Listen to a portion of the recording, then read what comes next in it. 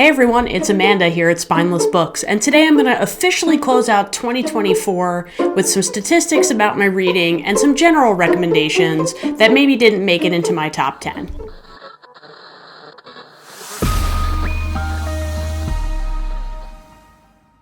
Hey everyone, welcome to Spineless Books, your one-stop shop for all things audiobook.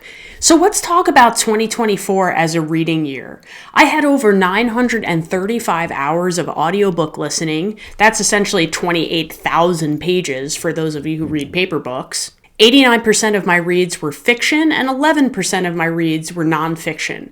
That's something I'm looking to change for next year. I read a lot more nonfiction in 2023, and I want to make sure that I'm remembering to get to that. There's just so many good books out there. It's really hard to get to everything I want to read, and my TBR is growing and growing and growing, which is sort of disheartening, but also really amazing. My top 3 genres were literary fiction, historical fiction, and fantasy.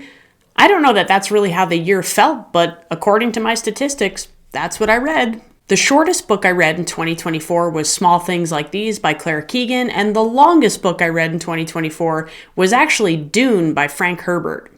I thought it was going to be East of Eden, but Dune somehow beat it. I attempted 84 books and I finished 79 of those. Now, 4 were DNFs, but 1 I just didn't get through during the calendar year and I finished it in early 2025. So what can you do?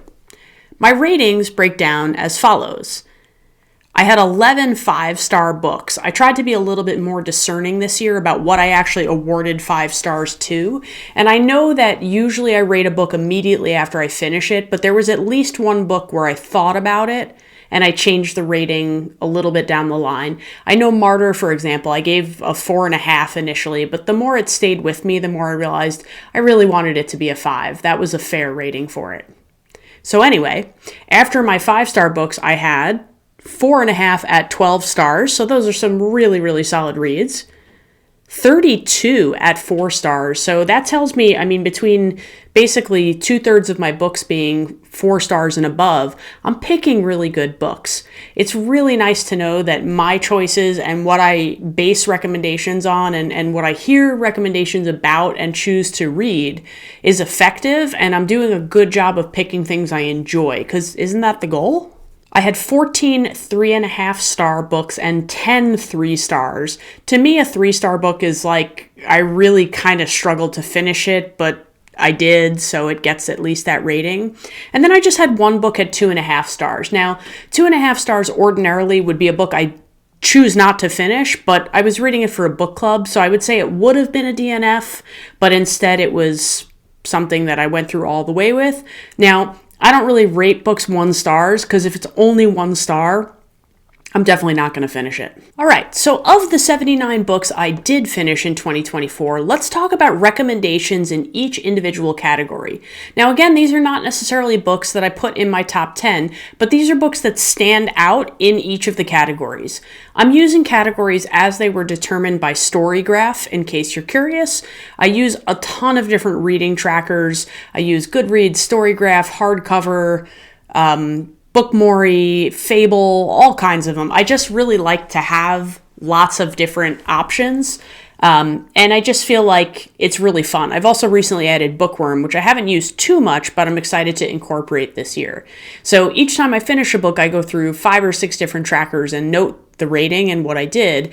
But there's something really fun about doing that. First up, let's talk about science fiction. I'd like to give 2 recommendations in this category from my reads this year: Project Hail Mary and Dune. Project Hail Mary is just a flawless audiobook. It's a really well-written science fiction novel with approachable science that, honestly, what's real and not real, I couldn't tell you, but I can tell you that I felt like I understood the entire time, and I was thoroughly entertained. I think Project Hail Mary has flawless pacing as well, in that it really never gets dull. There are some slower moments in the book, but they're very intriguing slow moments, so it doesn't drag the pace of the book down, and it's just flawlessly executed. I'm just going to keep saying flawless about Project Hail Mary. So there's that. Now, Dune is a classic of science fiction. The world building and the characters and the chaos and everything about it was epic. It's a really long book. It's the longest book I read this year. But at no point did I feel like, wow, I really wish I want to finish this.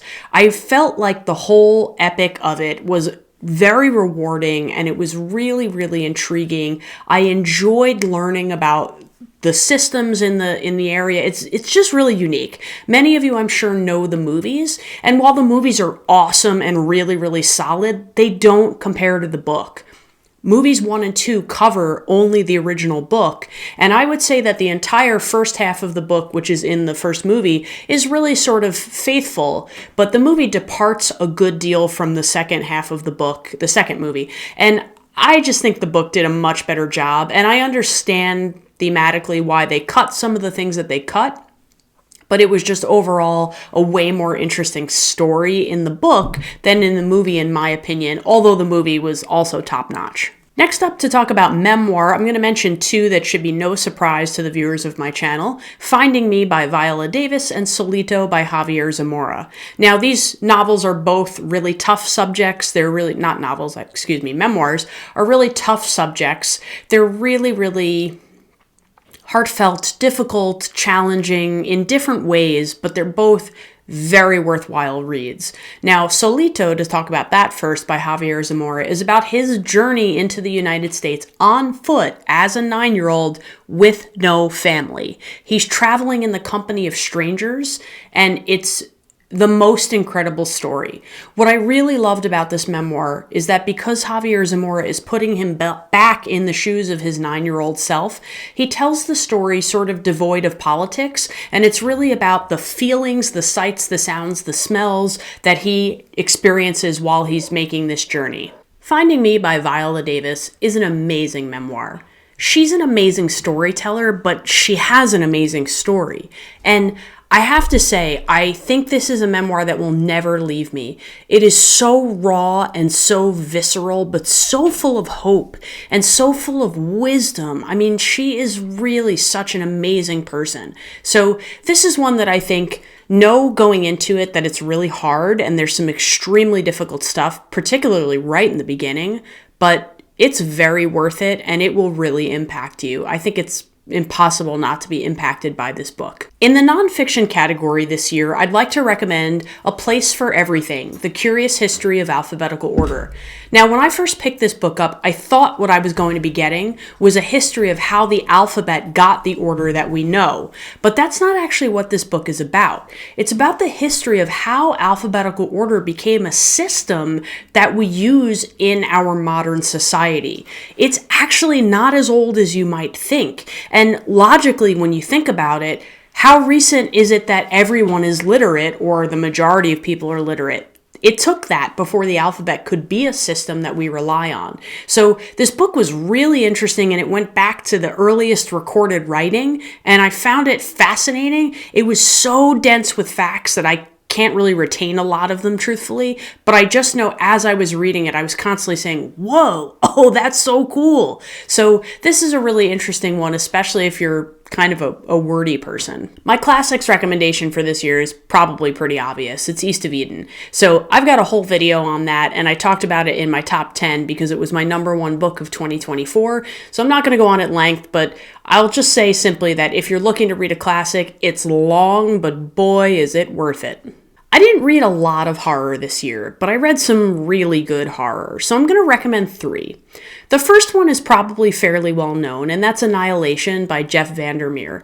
It's the first book in a 4-book series, and it's not scary jump scare scary. It's scary as in like, oh my God, what if this actually happens scary, which is really, really fascinating. And it's just, you just have to check it out. Jeff Vandermeer creates some of the weirdest imagery I've ever read in a book, but it's really brilliantly done.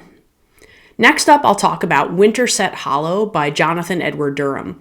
Now, this is not a realistic fantasy, but it was scary nonetheless. If you like books where you're sort of on the edge of your seat the entire time, this is a great one. It's essentially about a whole bunch of people who go back to visit the home of their favorite childhood author, and they realize that the characters that he wrote about are in fact real and living their lives there, even though they're animals. So like, imagine if you went to go see A.A. Milne's house and Winnie the Pooh was like walking around chopping wood in the forest. It's really creepy and it's really weird and it was really fast-paced. Last, Fantastic Land. Fantastic Land is such a weird book. It's about a hurricane in Florida, and it's the worst hurricane ever to make landfall. So it follows a whole bunch of teens and like early 20 characters who are in their amusement park job, and they are asked to stay on at the amusement park, basically to keep the park safe, but they get trapped. So what happens when you take teenagers and really young 20-somethings and you leave them to their own devices with plenty of food and plenty of water, but plenty of lack of guidance? It was crazy. It's told in an interview format, and it is just one interview weirder than the next, and the story unravels really logically and really wonderfully. But boy, if this really happened, it's very believable that it could, and it is extremely frightening. In historical fiction, I'd like to recommend James and the Frozen River. James is a retelling of Huckleberry Finn from the perspective of the character Jim, and it's mind-blowing. What Percival Everett does with this character is so impressive and so creative, but also so thoughtful and thought-provoking. It's just an excellent, excellent book. I would highly recommend rereading Huckleberry Finn. You don't have to, but you will get way more payoff if you've read it recently, and it just makes this book even more rewarding. I read Tom Sawyer before that, and that really wasn't necessary as part of this duology, if you will, but if you want to fully appreciate what Percival Everett does, read Huckleberry Finn first, because he's got some incredibly small, detailed nods, and he just twists everything in a wonderfully new way.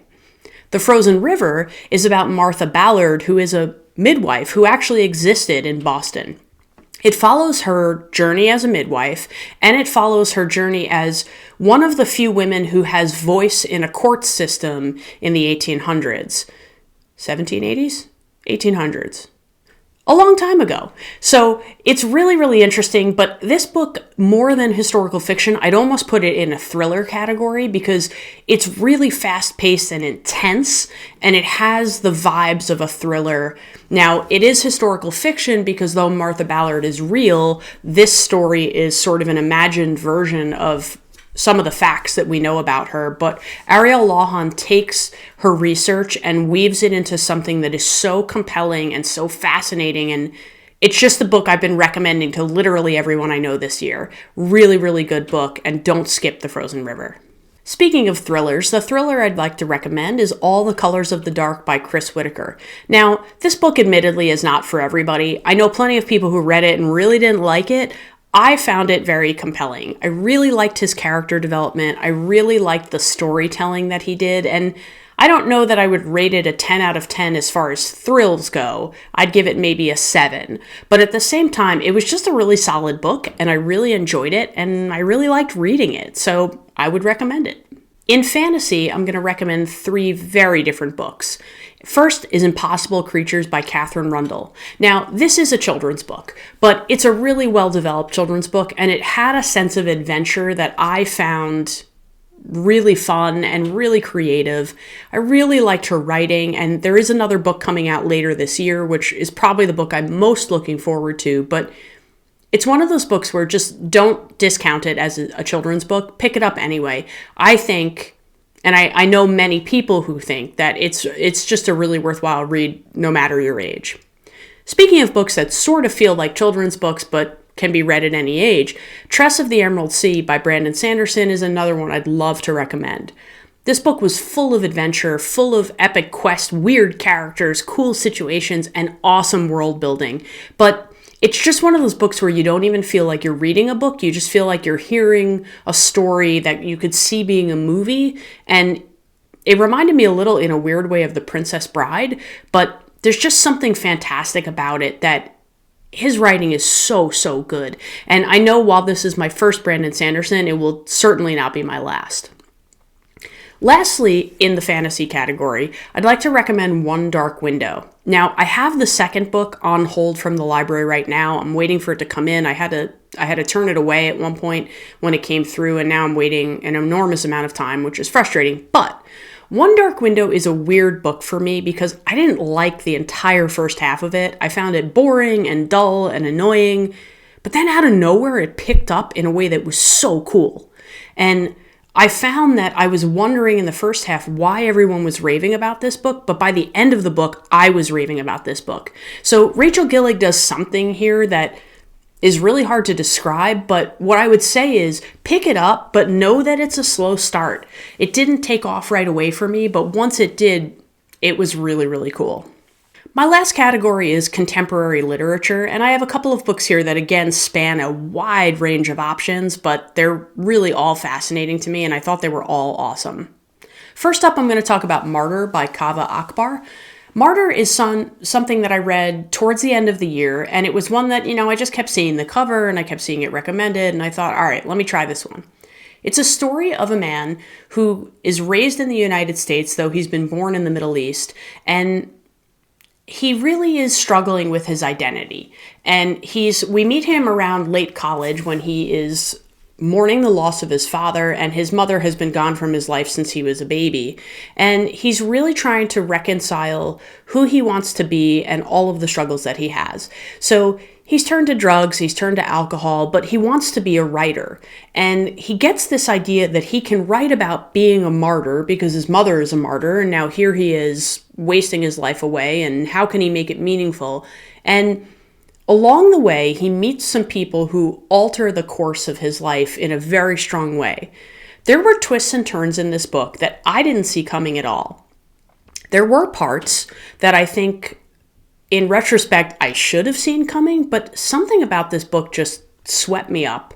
I loved Kaveh Akbar's writing. I really, really thought it was amazing. And there was even a moment where I said, I'm not really sure I like the story of this book, but this writing is just keeping me going. The more I thought about this book after I finished it, the more I realized I really love this book. It's one that I think is worth picking up. Know that it may not be consistent all the way through, but it is very worth it in the end. And I really feel like it was an excellent read that I'm excited about, and I'm interested in this author's other work.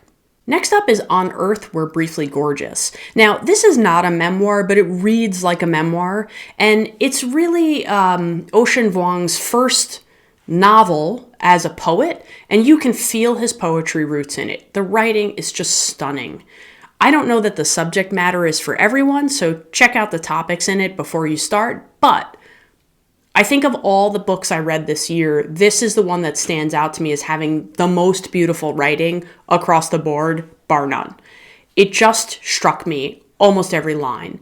There were so many things. I mean, I read this book in maybe February, and here I am 10 months later. I literally remember certain lines. Like there was one about our hands were holding nothing but our hands. And I just thought like, whoa, like I don't even know what that means, but it's so cool. And it makes you think. And that's the way this whole book is. So the writing is just stunning.